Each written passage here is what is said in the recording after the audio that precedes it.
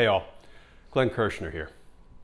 You know, when you listen to Donald Trump's incessant, hateful rhetoric, and you listen to the way Bill Barr spins information about the protests to suit his agenda, is it any wonder that we continue to have deep racial divides in this country? You know, in the aftermath of those 4 police officers murdering George Floyd, we have seen widespread protests, obviously not only in Minneapolis, Minnesota, but all across the country, indeed, all across the world. And we have seen looting and property damage and theft and violence. Some might say we've seen widespread looting.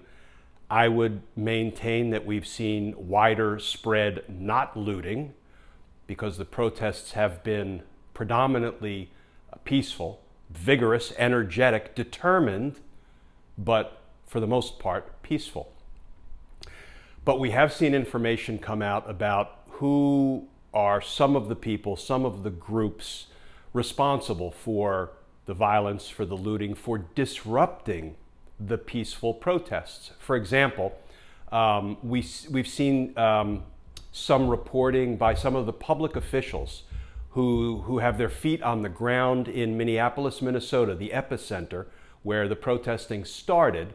Folks like Governor Tim Walz and Minnesota Public Safety Commissioner John Harrington.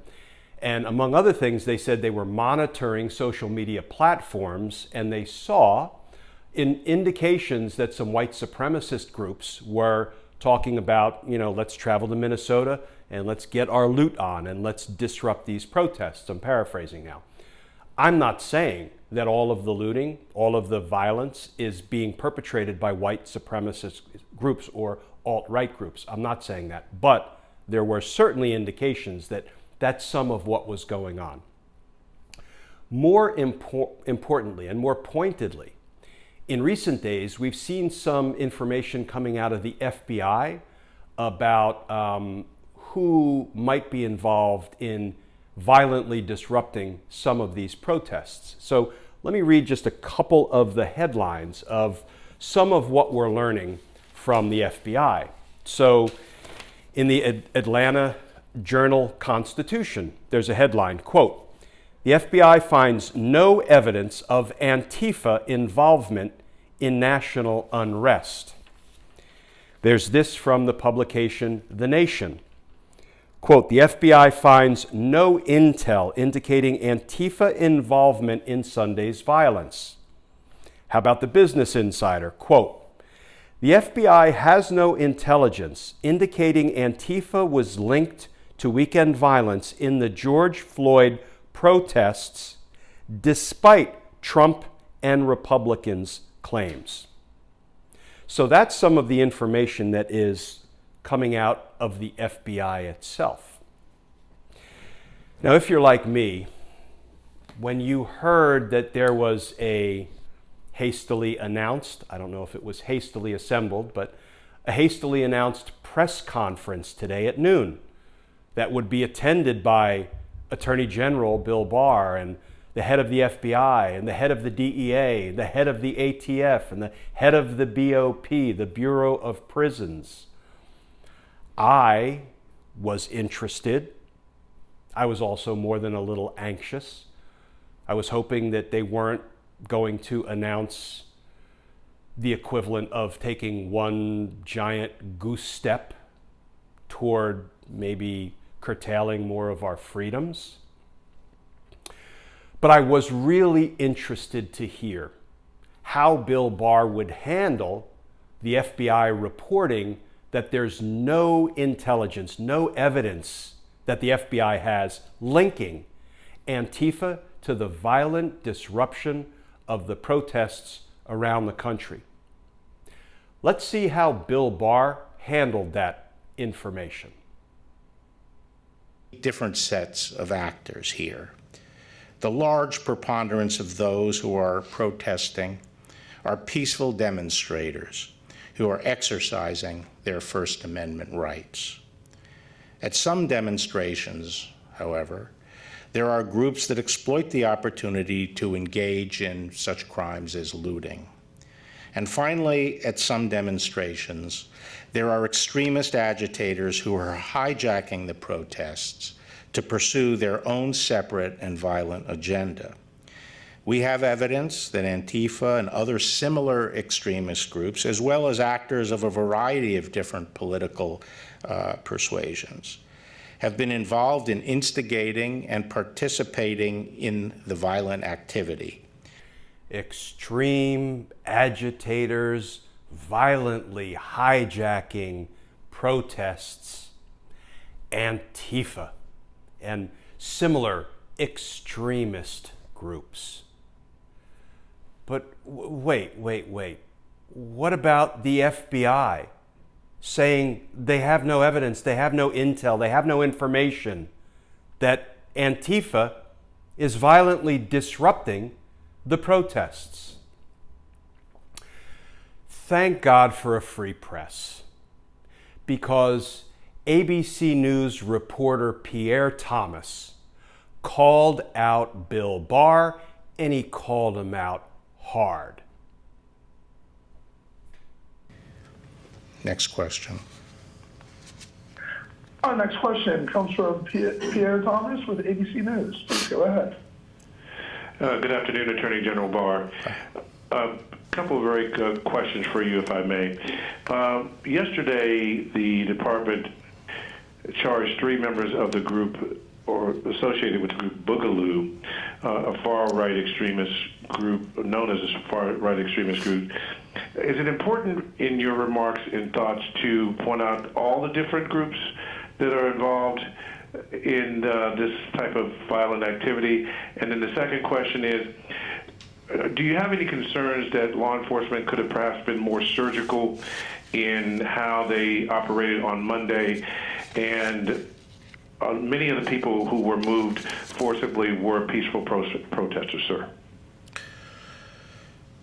Well, I do think it's important to point out the witch's brew that we have of extremist individuals and groups that are involved, and that's why in my prepared statement I specifically said, in addition to Antifa and other extremist groups like Antifa, there were a variety of groups and people of a variety of ideological persuasions. So I did make that point. So not only does Bill Barr try to put all of it on Antifa and, in his words, other similar extremist groups, he completely ignores the fact that right-wing, extreme right-wing, violent right-wing groups like the Boogaloo Boys have not only been involved in violently disrupting peaceful protests, but they've been criminally charged with it. He hides that little tidbit from the American people in today's press conference. You know, Bill Barr may try to hide that from us, but I won't. Here is what the press release from just yesterday said about who's been violently disrupting peaceful protests. This should have been front and center in today's press conference being given by Bill Barr.